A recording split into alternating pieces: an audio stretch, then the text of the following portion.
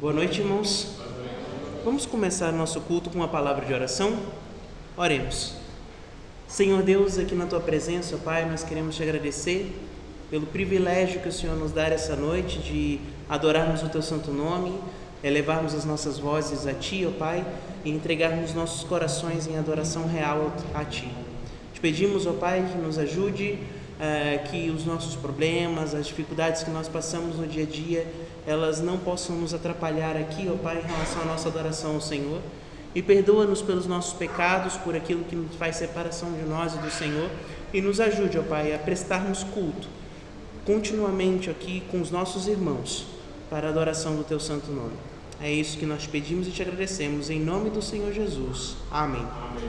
Irmãos, vamos fazer uma leitura agora, nesse momento. Nós vamos abrir nossas Bíblias lá em Colossenses, capítulo 3. Colossenses, capítulo 3, versículos de 8 a 16.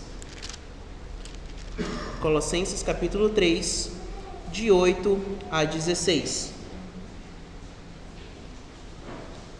Eu vou ler o primeiro versículo e os irmãos que sentirem no coração podem ir lendo até o último versículo, tá bom? Colossenses, capítulo 3, versículo de 8 a 16.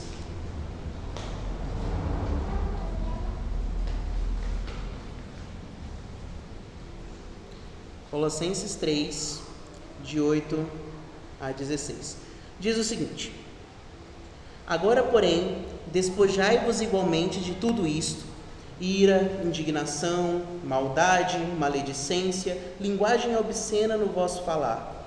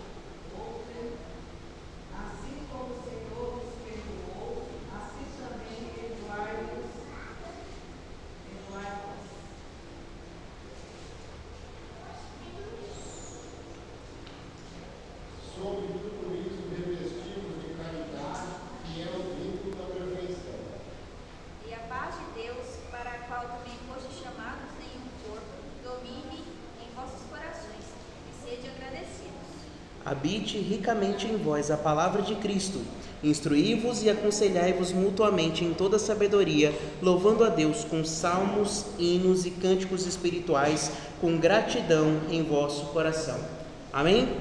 Paulo aqui ele dá uma exortação como a igreja deve viver, e ela deve viver exatamente com todos esses momentos. Deixar tudo que era de impureza para trás e viver agora para a glória de Cristo, habitando em nós ricamente a palavra de Cristo, para que nós possamos crescer juntos. E dessa mesma maneira ele diz, olha, com salmos, louvando a Deus com salmos, hinos e cânticos espirituais, com gratidão em vosso coração. Então, dessa forma, com a orientação do apóstolo Paulo, vamos ficar em pé, aqueles que puderem, e vamos cantar o hino de número 431 do Voz de Melodia, Hei de ver meu Redentor.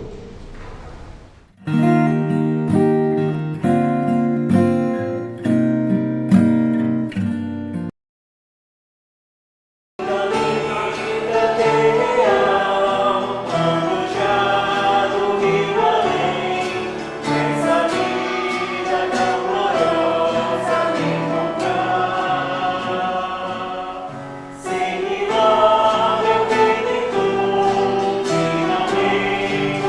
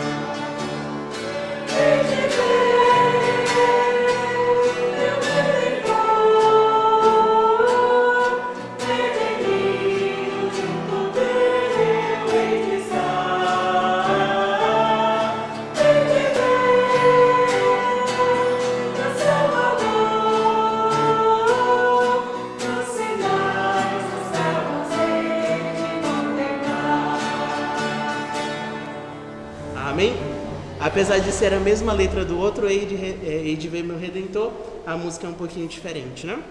Mas dessa mesma maneira, nós vamos cantar o cântico Rompendo em Fé.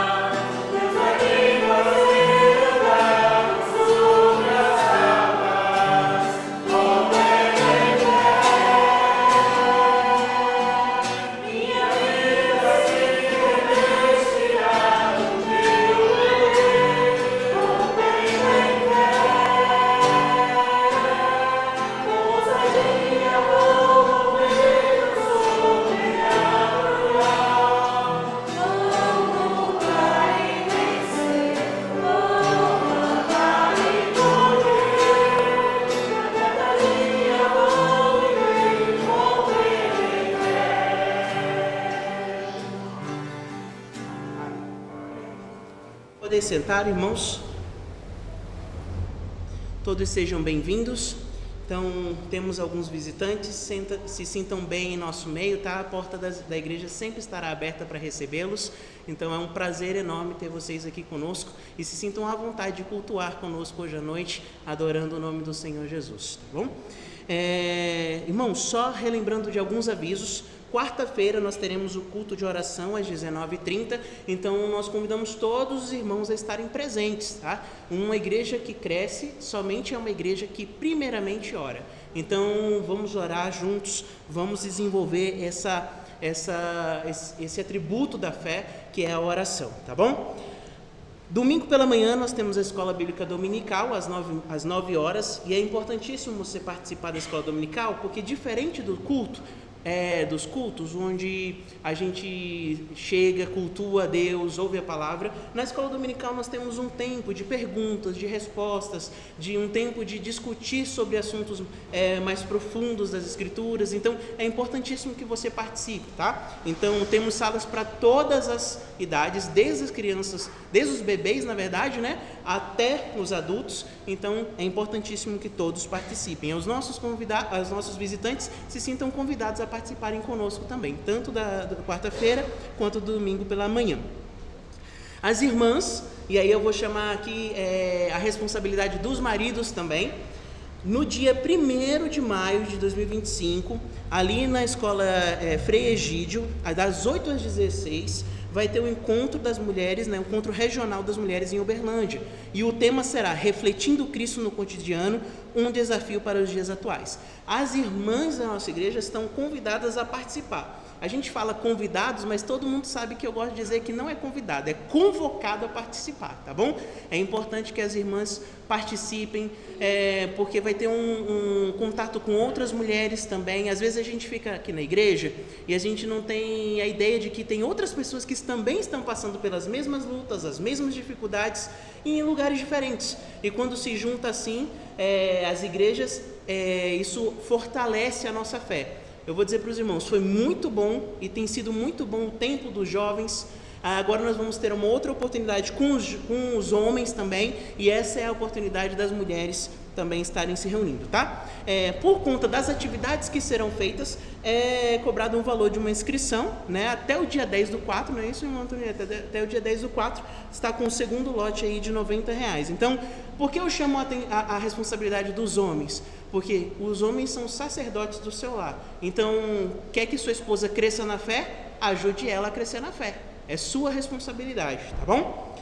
Irmãos, também lembrando, no dias 18 a 20 eu esqueci, o Pedro até me mandou e eu esqueci de colocar, Pedro, desculpa. É de 18 a 20, não 21, tá? É de 18 a 20 de abril, nós vamos ter as conferências de aniversário da nossa igreja, que vai bater na mesma data da Páscoa, né? Então, Deus nos agraciou que foi nesse mesmo período. Então, nós vamos ter o pastor Bill, que será o nosso preletor. Ele vai trazer o tema A Igreja por quem Cristo morreu. Então, vai ser de 18 a 20 de abril, às 19h30.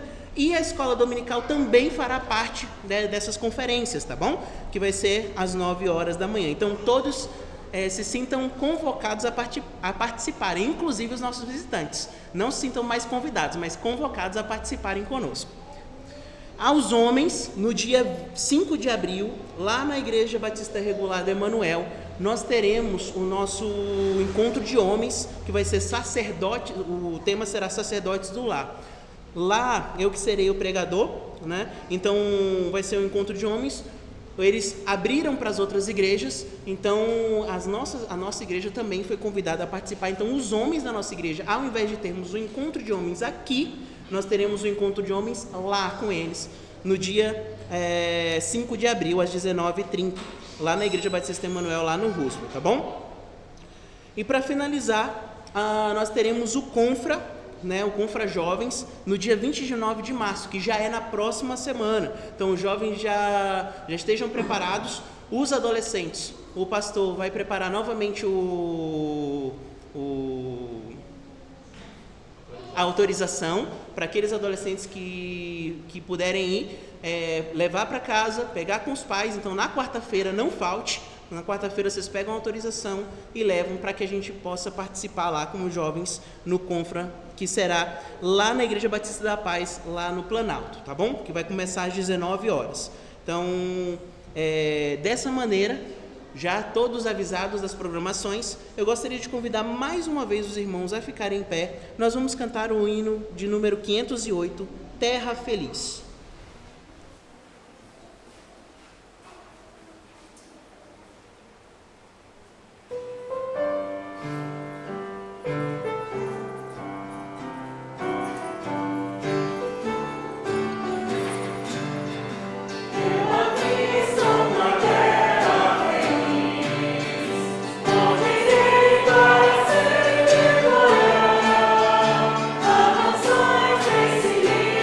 País.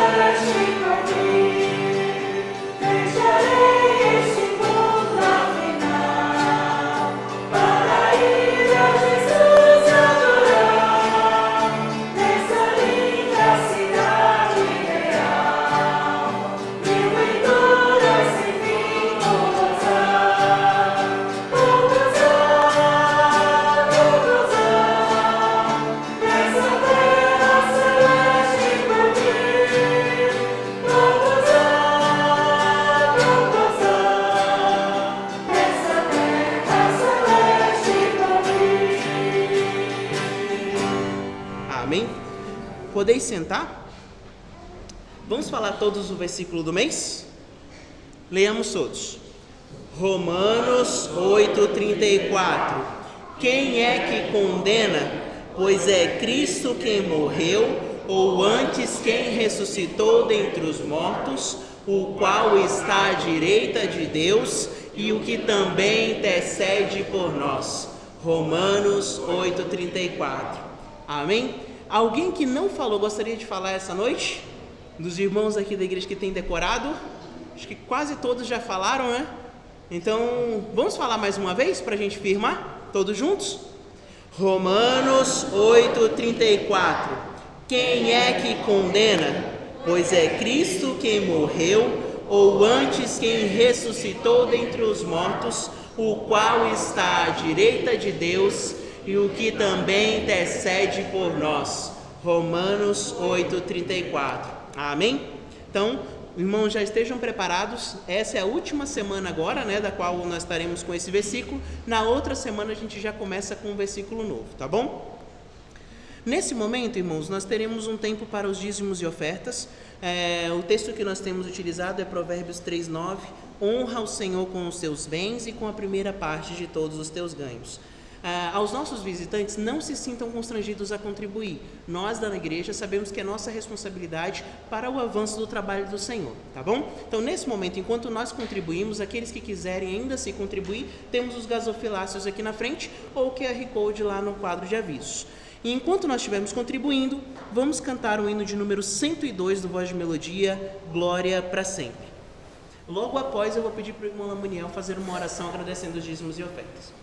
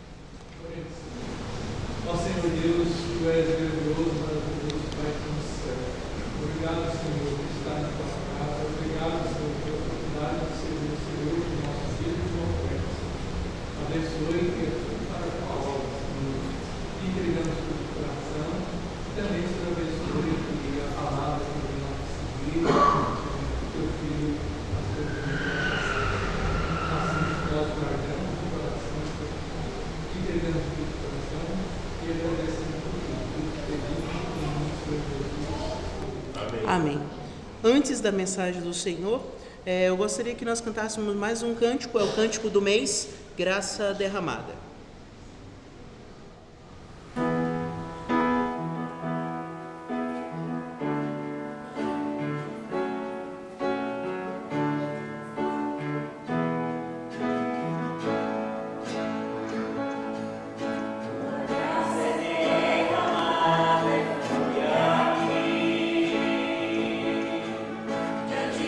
Pecador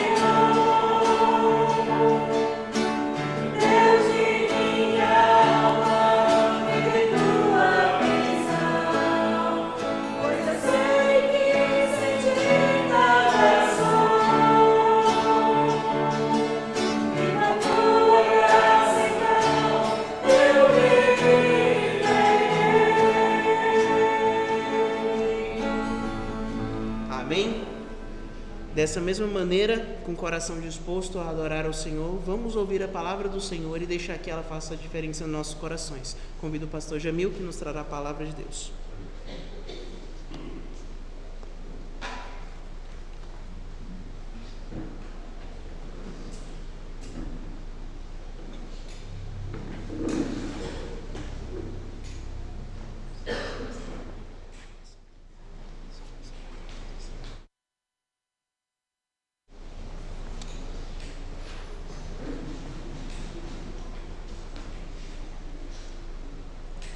Boa noite, irmãos.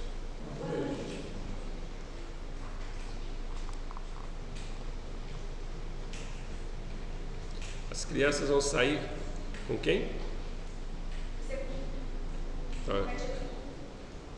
Tia Tutu e a Esther. Até 11 anos, né? Ou até 10 anos. Ok. Vamos lá? Os adolescentes ficam aqui.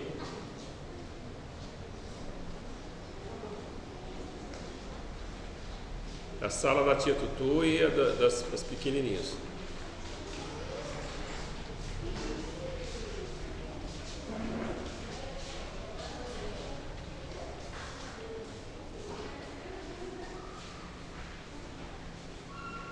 Eu vou convidar vocês para abrirem suas Bíblias no livro de Romanos, capítulo 11, 33. Capítulo 11, 33.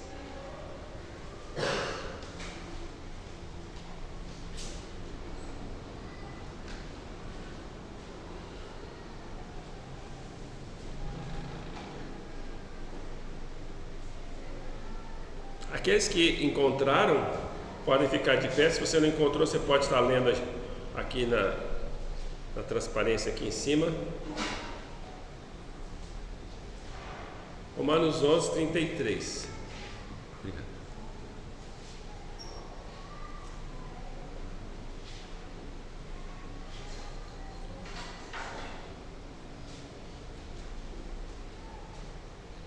Diz assim a palavra de Deus: ó profundidade da riqueza, tanto da sabedoria como do conhecimento de Deus.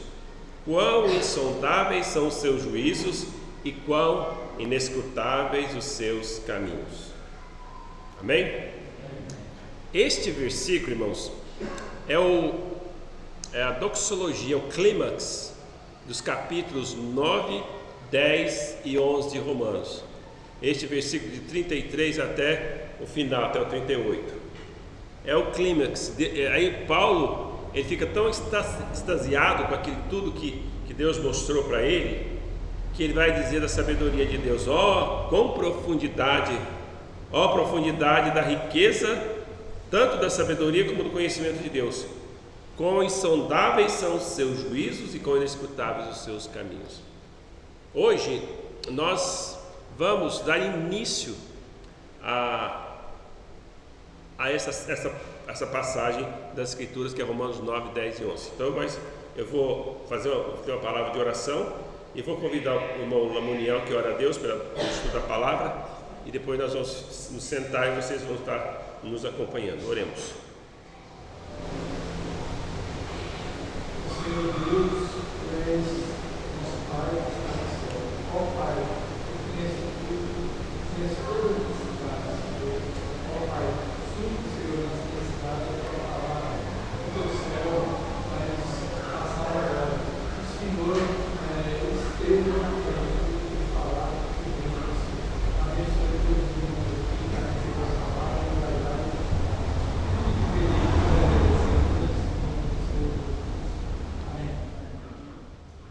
Amém. Irmãos, hoje nosso propósito, nós vamos estar falando sobre a imutabilidade do propósito de Deus.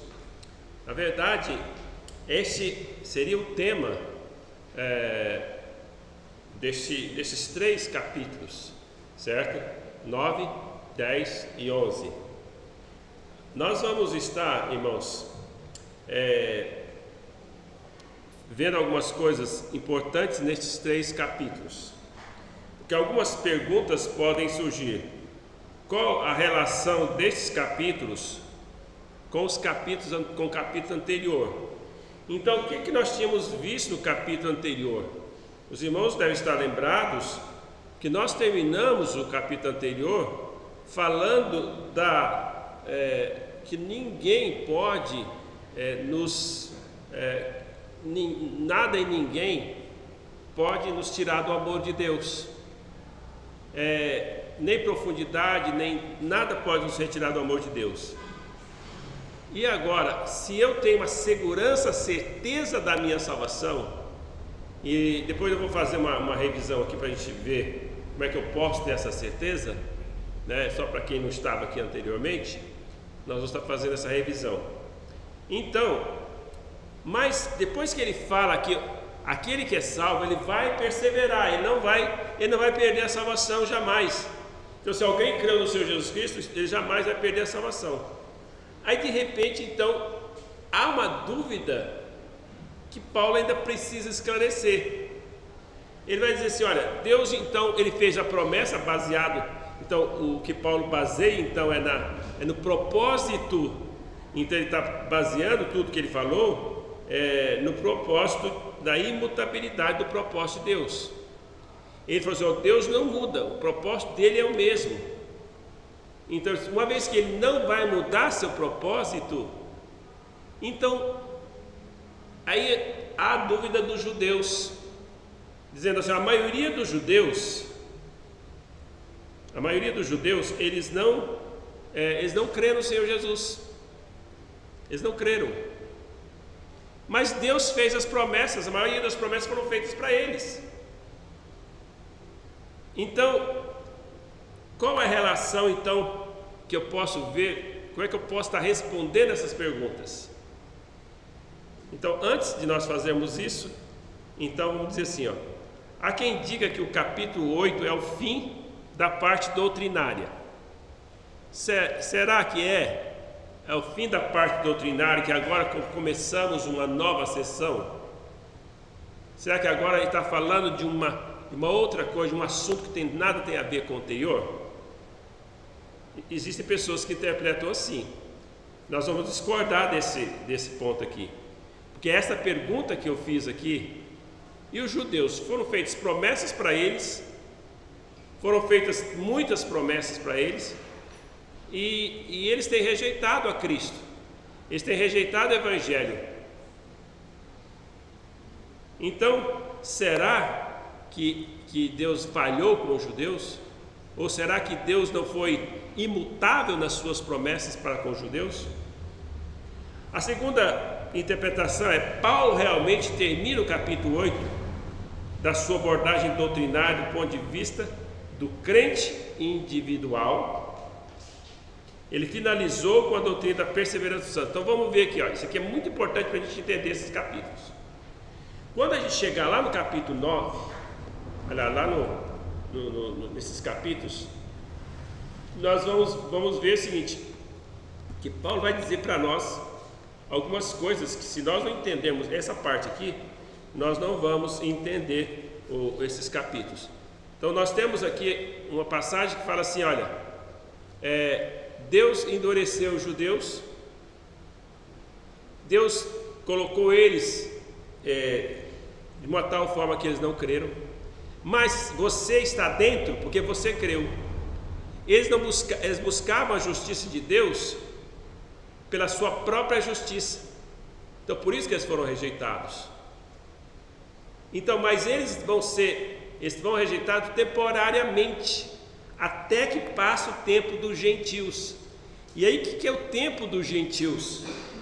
É o tempo que Deus está trabalhando com a igreja, com todas as nações. O Evangelho agora, através do cristianismo, é para todas as nações.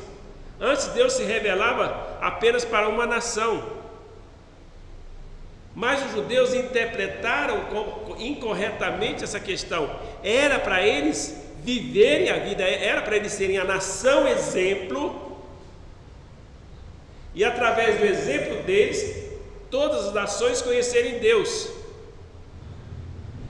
Só que eles não entenderam isso, eles começaram a ficar dentro deles, de si mesmos, do seu orgulho, da sua arrogância, achando que eles eram a única nação que conhecia o Deus verdadeiro, etc. E era mesmo, só que não era para ser assim desde o início. Não é que Deus falhou no propósito dele. Os judeus realmente, eles falharam em espalhar o nome de Deus, porque eles consideravam os outros, para vocês terem a noção, eles consideravam os outros que não eram da nação dele como cães. Vocês lembram daquela mulher que Deus, aquela mulher cananeia, né, que era mulher gentil, que pediu para Deus curar o filho dela, e Jesus usou essa expressão: não é lícito pegar o pão dos filhos e dar para os cachorrinhos. Ele estava usando um ditado popular que os judeus usavam para os gentios. E aquela mulher, com toda humildade, disse: mas Senhor, até os cachorrinhos comem das migalhas que caem debaixo da mesa. O Senhor foi discriminatório ali? Não. Ele estava provando a fé dela. Sabe o que ela falou? Até os cachorrinhos comem das migalhas. E aí ele disse: nem em Israel encontrei fé como esta. Vai, porque o teu filho está curado. Então, essa discriminação que faziam os judeus era algo que não é que Deus aprovava essas coisas, não. Certo? Então, então chegamos ali no capítulo 8. Deus está falando então da nossa salvação do ponto de vista individual. Veja, o amor de Deus, você não pode se separar do amor de Deus se você creu de todo o coração no Senhor Jesus. Agora, já nos capítulos 9, 10 e 11, Paulo aborda a doutrina da salvação de um modo geral, falando de judeus e gentios. Por isso, quando ele chega lá no capítulo 9, quando ele fala assim: se vocês não se cuidarem, vocês também vão ser cortados.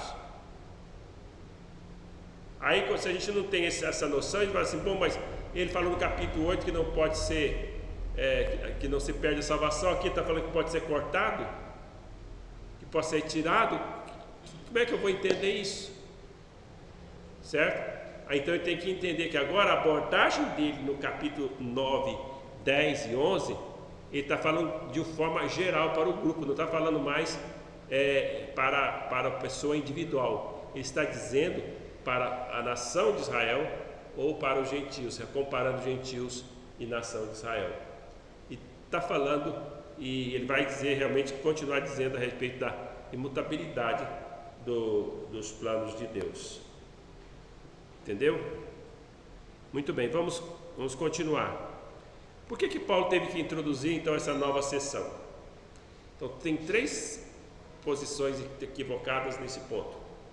Primeiro, eles dizem, o principal propósito é a vocação dos gentios e a rejeição dos judeus. Então Deus quis mostrar aqui a chamada dos gentios e a rejeição dos judeus. Está certo. Deus trabalha sobre isso nesses capítulos, que os judeus rejeitaram e que os gentios creram.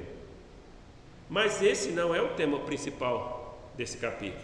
Outro ainda, que o propósito é tratar da doutrina da predestinação e ilustrá-la dessa maneira. Você acredita então que os 3 capítulos, o objetivo é falar da doutrina da predestinação? Também não é. Ele vai falar da doutrina da predestinação nesses capítulos. Ele vai dizer sobre isso. Nós vamos ter esclarecimentos melhor ainda da doutrina da predestinação nesses capítulos. Mas esse não é o propósito desses capítulos.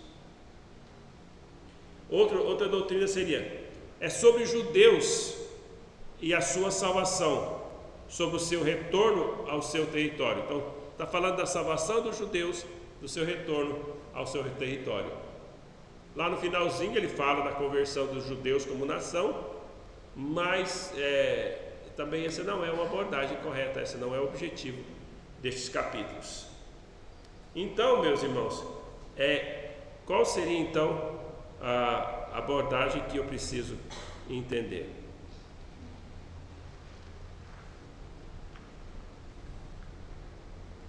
Tem que ir para frente aqui, deixa eu... Ok. Muito bem. A interpretação que nós adotamos segue logicamente o fim do capítulo 8, no verso 28 daquele capítulo, que nós fomos chamados segundo o propósito de Deus. Então eu gostaria que nós repetíssemos esse versículo, que nós voltássemos lá e dessemos outra lida nesse versículo. Romanos capítulo 8, versículo 28. Se você até achar aí, você pode ler também, você pode ler me ajudando aí. Capítulo 8, verso 28. Sabemos que todas as coisas... Sabemos que todas as coisas cooperam para o bem daqueles que amam a Deus, daqueles que são chamados segundo o seu propósito. Olha, ele está dizendo aqui, olha, ele começa a falar do propósito de Deus aqui, ó. Sabemos que todas as coisas cooperam para o bem daqueles que amam a Deus, daqueles que são chamados segundo o seu propósito. Então ele está falando de pessoas que foram chamadas de acordo com o propósito de Deus. Então Deus tem um propósito. O que é um propósito? Quando alguém tem um propósito, você tem o quê? Um plano, né? Você tem uma meta, você tem um objetivo, você quer chegar em algum lugar. Então Deus tem esse propósito, certo? Então, todas as coisas que acontecem conosco cooperam para o bem dos que são chamados segundo o seu propósito, para o bem daqueles que amam a Deus, daqueles que são chamados segundo o seu propósito. Então ele está falando aqui porque os crentes estavam passando várias provas, tribulações, todas as coisas vão cooperar para o cumprimento do propósito de Deus, do plano de Deus. Então isso é muito importante. Então Deus tem um propósito e Ele vai chegar e vai cumprir esse propósito. O seu propósito, ele é imutável. Então por que Paulo teve que introduzir essas 3 sessões? Voltou, né? Isso, é aqui. Propósito de Deus aqui. O grande propósito de Deus efetuado por Deus. Lembra que agora nós temos ali nos versículos 29 e 30, o resuminho aqui, 29 e 30. Lembra que nós falamos aqui, olha, o propósito de Deus ali, olha, porque os que antes conheceu também predestinou para serem conformes à imagem de seu filho, a fim de que ele seja primogênito de muitos irmãos. Aos que predestinou, este também chamou, e aos que chamou, este também justificou, aos que justificou, este também glorificou. Então ele está dizendo o seguinte: qual que é o propósito de Deus? Deus tinha um plano. Então lá ele teve esse plano, um pré-conhecimento, certo? Antes da fundação do mundo, antes que ele ter criado qualquer pessoa, ele já tinha um propósito em relação à igreja, em relação a nós, em relação a esse mundo, em relação a toda a criação dele. Já tinha um propósito feito, certo? Na verdade, então ele já tinha os seus decretos feitos para serem realizados. Então já estava tudo pronto, tudo arquitetado. E aí, neste propósito, houve uma predestinação. Qual que era o objetivo dele? A predestinação está falando então aqui do objetivo. Predestinou para serem conformes à imagem do seu filho. Então ele pegou as pessoas que ele conheceu de antemão, ele predestinou essas pessoas para serem, ou ele destinou essas pessoas anteriormente, ele já pensou nelas, para fazerem delas a imagem do seu Filho Jesus Cristo. Esse é o objetivo de Deus. E aí, quando ele fala da predestinação, então nós temos aqui o conhecimento, predestinação, e essa parte central é a chamada. É aqui que entra no nosso tempo.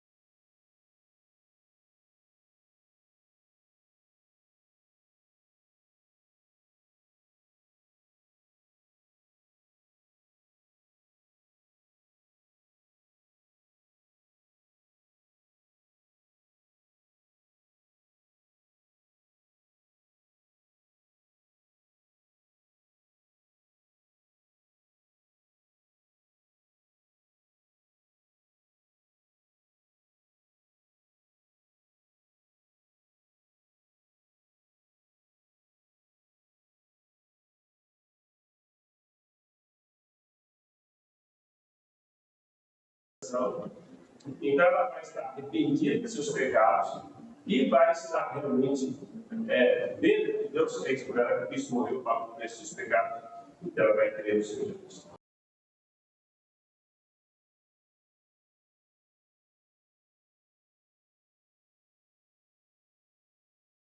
Deus declara a pessoa justa. Ou seja, você está justificado. Você está declarado justo.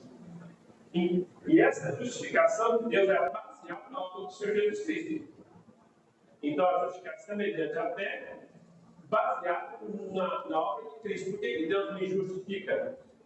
Por que Deus me declara justo? Se Deus olhar para eu, para minhas ações, para minha vida, Ele jamais iria me justificar. Porque eu sou pecador, eu fui pecador, sou pecador, continuarei sendo pecador, e realmente não há nada para poder dizer assim, isso é por isso que eu vou aceitar. Deus não aceita porque Ele quer 100% a perfeição de ninguém que nós conseguimos. Então a justificação é baseada na obra do Senhor Jesus Cristo. É em Cristo que eu sou justificado. Então é só através do Senhor Jesus Cristo que Ele me justifica. Ou seja, porque Cristo morreu por mim, pagou o preço dos meus pecados. Então Ele pode me justificar baseado na obra de Cristo. Ele me justifica porque Cristo já pagou o preço dos meus pecados. Ele pode me declarar justo, porque já foi pago isso. Então é como se eu tenho uma dívida e alguém vai pagar a dívida para mim. Eu não estou devendo mais. Só muito claro para vocês, 2,14. Se registrou nossa cédula de dívida, nosso escrito de dívida, removeu inteiramente cravando na cruz. Então, por isso que Ele me justifica. Então, uma vez justificado, Ele me glorifica. Então, Ele vai me glorificar. E a glorificação, é algo que ainda vai acontecer. A glorificação seria a ressurreição do corpo e a inclusão lá junto com Deus. E eu vou estar livre 100% da presença do pecado. Essa aqui, então, seria o propósito de Deus efetuado por Deus. Essa é a salvação vista do ponto de vista de Deus. Tudo Deus Ele faz. Desde seu pré-conhecimento, predestinação, justificação, glorificação, chamada, tudo é Deus quem faz. A minha resposta está aqui na chamada.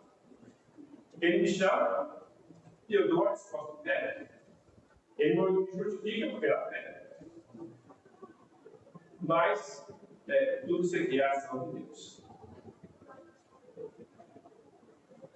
Então, onde está então a imutabilidade do conselho de Deus em relação a Deus? Os judeus, na sua maioria, não creem em Cristo. E as promessas feitas a Abraão, Isaac e Jacó não foram promessas incondicionais. Essa é uma acusação que foi feita em relação a Paulo. Você está falando isso, mas e as promessas que foram feitas aos pais? Agora os judeus estão fora. Então, você acusaram Paulo. Isso aqui ele vai tratar de seguir esses testamentos. Outra coisa que ele vai tratar sempre é também eles acusaram ele de estar jogando fora o Velho Testamento. Então você vai ver que aqui no capítulo 9, 10, você sempre cita o Velho Testamento para comprovar aquilo que estava dizendo. Certo? Então, qual que é a refutação do Paulo? Ele começa lá, na verdade, quando nós vamos falar sobre isso aqui, nós pensamos assim, Deus, Paulo vai tratar sobre a questão dos judeus, dos gentios, só no capítulo 9, 10, 11. Então, ele já estava tratando disso, lá desde o princípio. Quando ele fala no Evangelho, no capítulo 16, ele fala assim, porque o Evangelho é o poder de Deus para a salvação de todo aquele que crê. Primeiro o judeu e também o gentio. E aí, no capítulo 1, ele fala que o objetivo dele é falar para os gentios. Aí Deus se manifestou tanto a partir que as pessoas não têm desculpa, a pessoa por não conhecer as Escrituras não tem desculpa, porque Deus se dá a conhecer através da criação. Então, o capítulo ele trata disso. E no capítulo 2, ele vai estar falando, no capítulo 2 de Romanos, ele vai estar falando, e daí qual que é a vantagem de ser judeu? Ele vai tratar disso, a vantagem de ser judeu ali, no capítulo 2. E no capítulo 3, ele vai falar da justificação, somente pela fé, no capítulo 3. No capítulo 4, ele vai falar do exemplo de Abraão, que Abraão creu em Deus. Muito bem, aí no capítulo 5, ele vai falar da doutrina da união com Cristo. Nós estamos unidos com Cristo, porque estávamos unidos com Adão, mas unidos com Cristo. E ele então vai tratar no capítulo 6 da doutrina da união, do problema do anticomunismo, pessoa que crê e acha que porque crê ela pode fazer certo. Ele vai tratar de capítulo 6, falando da nossa união com Cristo. Capítulo 7 vai falar da relação da lei. E no capítulo 8 nós terminamos de falar da doutrina da perseverança. E então, quando ele chega no capítulo 9, 10 e 11, ele já tinha falado do plano esse. Só que agora ele vai falar dessa perspectiva da imutabilidade do plano de Deus. Ele vai estar falando dessa perspectiva. Então, eu entender essas coisas. Então, nós temos essa representação dele aqui. Aqui temos as passagens aqui que valorou essa passagem aqui. Muito bem. Onde está a imutabilidade do conselho de Deus em relação aos judeus? Certo? Então, Paulo responde no capítulo 4, já falamos aqui, e aqui eu já falei também, eu também já falei, agora aqui, a rejeição de Cristo pelos judeus.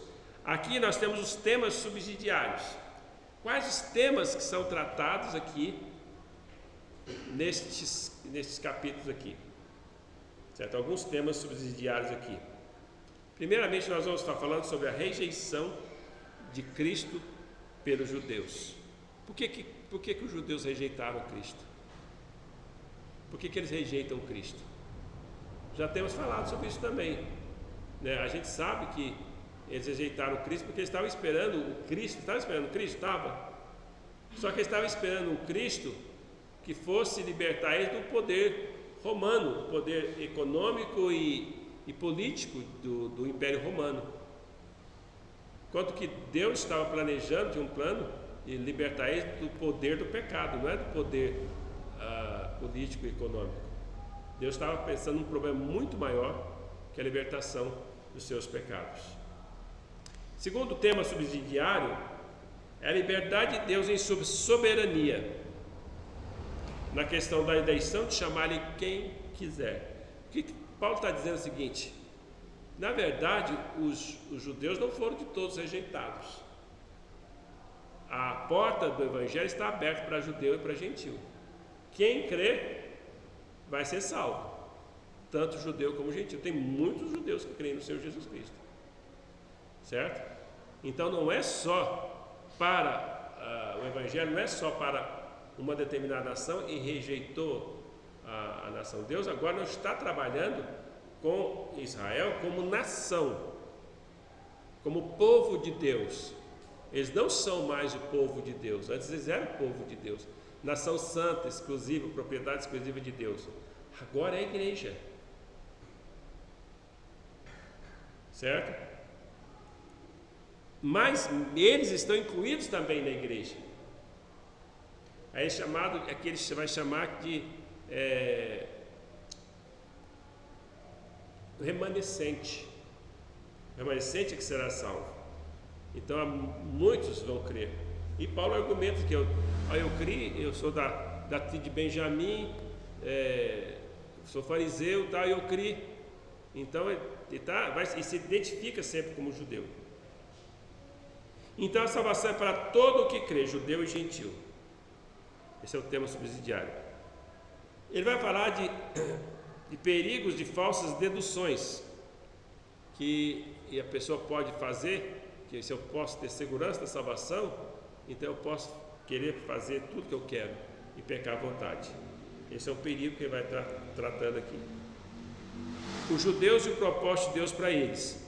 Deus vai estar falando sobre esse propósito que Deus tem para eles. Deus ainda vai trabalhar com este povo como nação. Ele tem um propósito. Segundo, ainda temos aqui o propósito eterno de Deus em Cristo. É salvação para todas as nações. Hoje, esse é o propósito de Deus. O Evangelho ser levado a todas as nações. Certo? Então, esses são os temas subsidiários. Qual que é a análise geral e detalhada mais? Qual a análise geral primeiro? No início do capítulo, de cada capítulo, capítulo 9, no capítulo 10, no capítulo 11, Paulo sempre começa esses capítulos falando da sua relação com os judeus. Vamos ver aqui no 9, só para você ter uma ideia aqui, ó. Em Cristo digo a verdade, não minto, dando testemunho da minha consciência no Espírito Santo, que tenho grande tristeza e contínua dor no meu coração, porque eu mesmo poderia desejar ser anátema de Cristo, por amor dos meus irmãos, que são meus parentes segundo a carne. São israelitas, os quais é a adoção de filhos, e a glória, as alianças, e a lei, e o culto, e as promessas, dos quais são os pais, e dos quais Cristo é segundo a carne, o qual é sobre todos, Deus bendito eternamente. Amém. Então ele sempre começa falando de uma relação com os judeus. Veja o capítulo 10 também, ele começa assim, ó.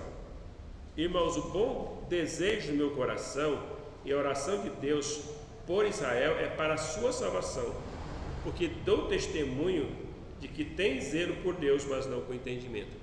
Pessoal, os judeus têm zelo por Deus, mas falta entendimento, porque conhecendo a justiça de Deus e procurando estabelecer sua própria justiça, não se sujeitaram à justiça que vem de Deus.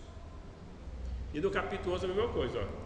Digo, pois, porventura rejeitou Deus seu povo? De modo nenhum, porque também eu sou israelita, descendente de Abraão, da tribo de Benjamim. Então sempre introduz, cada capítulo que ele vai introduzir, ele vai estar se identificando com os judeus e mostrando que Deus há um especial carinho pelos judeus, e Paulo também. A segunda análise geral é a seguinte: é comum a elaboração da doutrina, a doutrina da eleição e predestinação. Então nós podemos ver aqui no capítulo 9, ele vai estar falando da doutrina da eleição e da predestinação. No capítulo 10, ele vai estar falando da doutrina da justificação pela fé somente. No capítulo 11, ele vai estar falando da rejeição temporária dos judeus. Então ele vai estar tratando de cada ponto aqui. A terceira coisa é, no final de cada capítulo, Paulo vai citar o Velho Testamento para provar a sua doutrina. Então aqui ele tem esse esboço. Ele vai se identificar com o seu povo, depois ele vai falar da doutrina, depois ele vai provar pelas Escrituras. Esse vai ser o seu método. Cada capítulo vai ter o mesmo procedimento. Ok? O esboço desse capítulo 9 é o seguinte: primeiramente, apresentação em termos pessoais, que nós falamos ali, descrição da situação e posição dos judeus. Versículo-chave é o versículo 6. Então vamos ver aqui o versículo-chave do capítulo 9. Não que a palavra de Deus haja faltado, porque nem todos os que são judeus, são de Israel, são de fato judeus, são israelitas. Nós vamos entender isso aqui. Por que ele fala isso? Nem todos que são de Israel são de fato israelitas. Esse é o versículo-chave do capítulo 9. O versículo para entender esse capítulo. Versos 7 a 13. Explanação e explicação do versículo-chave. Então aqui 7 a 13 vai explicar o versículo-chave. O 14 a 24, ele vai falar do direito de chamar quem ele quer, até mesmo os gentios. Deus tem direito de chamar quem ele quer. Deus tem direito de incluir os gentios.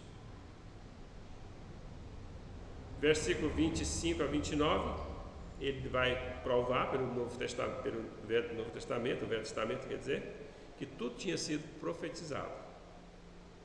E versículo 30 a 33, ele vai fazer um resumo. Os judeus ficando fora e os gentios entrando. Então ele vai estar fazendo isso. No capítulo 10, ele vai fazer uma nova apresentação da situação dos judeus, a sua cegueira e incredulidade, e Paulo vai desenvolver em detalhe o seu assunto, no versículo 9 a 33. Então ele vai estar desenvolvendo o assunto que ele introduziu lá no capítulo 9, versículo 30 a 33. Dos versículos 4 a 11, ele vai fazer o esboço do verdadeiro plano da salvação. O fim da lei é Cristo para a justiça de todo aquele que crê. Verso 12 a 17, a salvação é resultado da justificação pela fé, tanto dos judeus como também para os gentios. E versículo 18 a 21, isso também foi profetizado pelos profetas do Antigo Testamento. Então, sempre no finalzinho, ele está justificando. E o capítulo 11, Deus não rejeitou seu povo, introdução à doutrina do remanescente. Israel busca e não alcançou, mas os eleitos alcançaram. Mostra a diferença entre eleitos e os demais e se concentra nos demais. Tudo o que havia dito foi previsto nas Escrituras e faz um resumo da situação de como era no seu tempo. E finalmente, ele vai do versículo 33 até o final, a sua grande apócrife final, a sua grande doxologia, que vai fazer aquele cântico, né? Ó profundidade da riqueza, tanto da sabedoria de Deus como do conhecimento. Quem conheceu a mente do Senhor, que o possa instruir. Então ele vai estar explanando essas verdades para cada um de nós entendermos o que ele está nos tentando ensinar. Então eu vou voltar lá no início.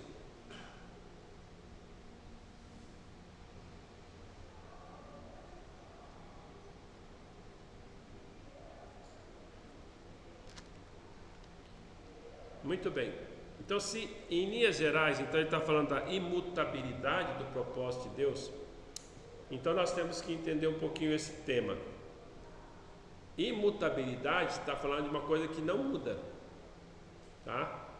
Uma coisa imutável é uma coisa que não muda. Agora, tudo muda neste mundo. Nós já estudamos aqui a doutrina da imutabilidade de Deus, mas Deus não muda. Deus, ele é imutável. Então, quando Deus faz um propósito, quando Deus tem um plano, ele não muda. Tá certo? Por isso, irmãos, que a doutrina que ensina que o salvo, o crente, perde a salvação, ela é uma falsa doutrina, porque ela está dizendo que Deus pode mudar de ideia. Ele pode riscar seu nome lá do livro da vida. Você pode ser tirado de lá. Então ele vai mostrar isso, vai estar provando isso no capítulo 8 muito claramente. E Deus não faz isso. Certo? Então é mutabilidade de Deus, ele é imutável. Propósito, quando a gente fala de propósito, nós estamos falando então do plano de Deus que ele tem para com os gentios, que ele tem para com Israel.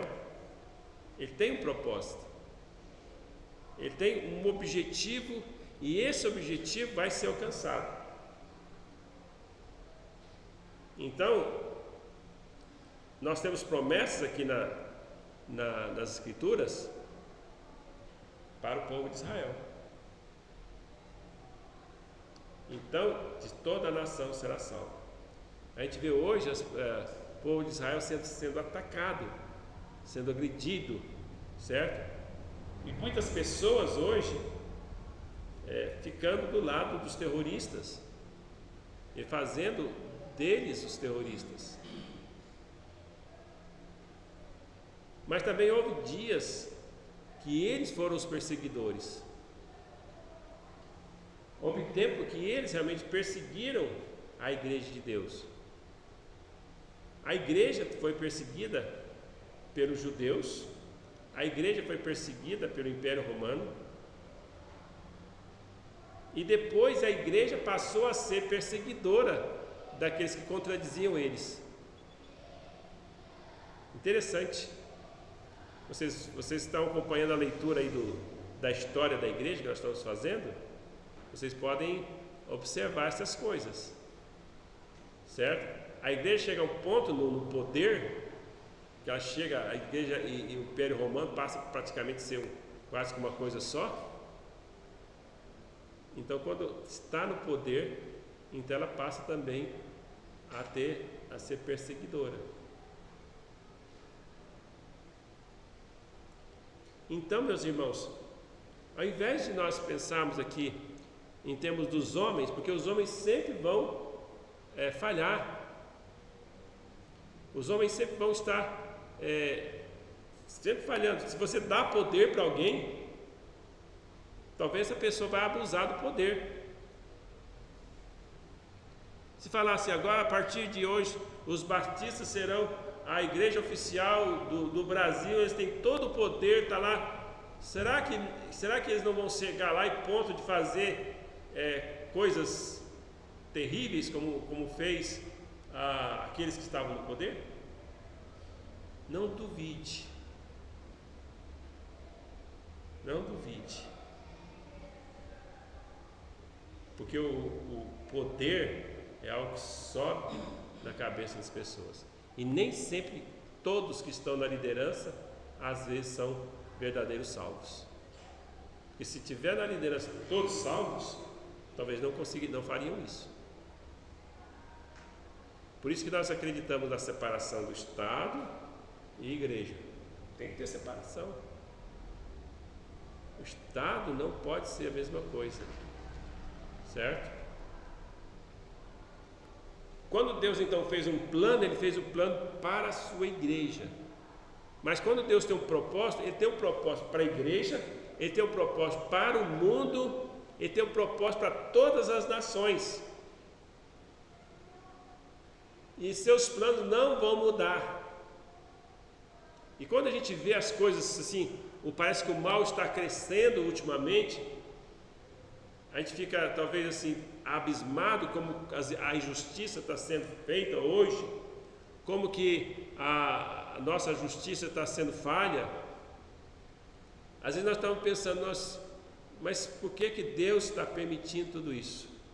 Lembra-se, o plano de Deus é imutável. Quando o ímpio sobe no poder, porque ele quer punir aquela nação.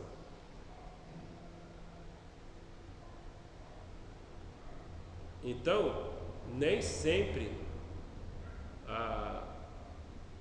porque a Bíblia fala bem claramente, né, que todos os que estão lá no poder foram colocados por Deus, todos, até os maus, todos foram colocados por Deus. Mas Deus não deixa de ser soberano. Então Deus não perde o controle das nações. Ainda que a gente observa que às vezes isso está acontecendo, Deus não se importa. Ele se importa sim, com cada detalhe. Ele está vendo o que está acontecendo com cada pessoa, com cada ser humano e com cada nação, que cada um está fazendo. O propósito de Deus continua o mesmo desde antes da fundação do mundo. Leia o livro de Apocalipse e você vai ver que Deus vai finalizar. Deus vai realmente colocar o fim em todo o seu propósito. E aí haverá novos céus, nova terra, onde só haverá justiça. Então, Deus é imutável e nada sai desse propósito de Deus. Por isso, quando nós colocamos aqui que a sabedoria de Deus, a riqueza de Deus, o conhecimento de Deus é insondável. Nós vamos estudar as Escrituras, nós vamos ver várias coisas da sabedoria e do conhecimento de Deus, porque Ele revelou. Porque se Ele não tivesse revelado, nós não saberíamos essas coisas. Tudo que nós podemos conhecer de Deus está nas Escrituras e também na natureza, um conhecimento mais superficial. Ele declara isso em Romanos capítulo 1, né? Então, os povos que não têm, que estão isolados, que nunca ouviram falar de Deus, não têm desculpa, porque Deus se revela através da natureza. Através da natureza eles podem saber que existe um Deus e que Ele é todo poderoso e que Ele criou todas as coisas. Mesmo que alguém nunca ouviu falar de Bíblia, nunca ouviu falar de igreja, nunca ouviu falar de Jesus, nada. A própria criação é suficiente para eles terem o conhecimento que existe um Deus. Eles podem não saber o nome de Deus, podem não saber quem é Deus, podem não saber os detalhes, porque eles só têm a criação, mas eles vão saber que existe esse Deus, Criador de todas as coisas. Deus se revela. Mas a natureza humana, ela é terrível, não só daqueles que conhecem, mas também daqueles que não conhecem. E às vezes, mesmo aquelas tribos mais afastadas, elas adoram o Criador do que a criação do que o Criador, adoram mais a criação do que o Criador. E aqueles que conhecem fazem isso. Aqueles que têm conhecimento, que são chamados civilizados, preferem adorar a criação do que o Criador. Então Deus não foge do seu propósito, mesmo que os homens estão sempre falhando, mesmo que os homens estão fora do seu propósito. Mas se Deus tem, uma vez que Deus tem um plano na sua vida, você não pode fugir desse plano. Se o seu plano é a salvação, você vai crer. Eu espero que seja o mais rápido possível, para você aproveitar as bênçãos de Deus. Se Deus tem um plano, e Ele tem um plano para cada nação, isso vai ser cumprido, porque Deus é imutável. Então, lembrando daquele esboço que nós fizemos ali desse capítulo aqui, ó, Deus me conheceu antes da fundação do mundo. Ele te predestinou para ser conforme a imagem de seu Filho. Ele te chamou, Ele te justificou e Ele te glorificou, porque Ele quer que você sirva a Ele. Ele quer que você seja aquela pessoa que vai servir de todo o coração. Muito bem, então esses 3 capítulos, irmãos, a partir da semana que vem nós vamos começar a estudar agora nos seus detalhes. Esse aqui foi a linhas gerais. Essa é difícil, essa primeira pregação é muito difícil, porque você tem que tratar das coisas gerais, mas uma coisa que vocês não podem esquecer, para que nós entendamos esses capítulos. No capítulo 9, 10 e 11, Deus trata mais como de uma forma geral, mais como um povo, como nação, certo? Ele não está tratando mais individualmente, como ele fez no capítulo 8. E aí nós vamos entender os detalhes ali desses capítulos, tá? Obrigado, Senhor, pela Tua palavra. Eu agradeço, Senhor, pelo tempo que nós passamos aqui. Te agradecemos por cada pessoa que o Senhor trouxe e te bendizemos, ó Pai, em nome santo do Senhor Salvador Jesus Cristo. Amém e amém.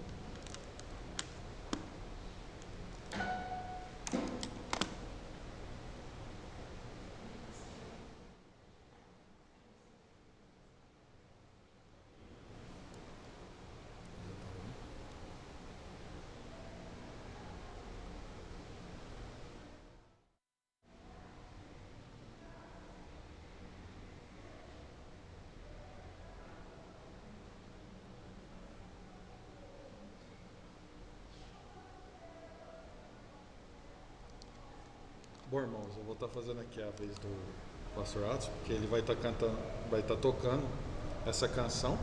Eu vou só conduzir o cântico para que a gente possa finalizar essa noite, tá?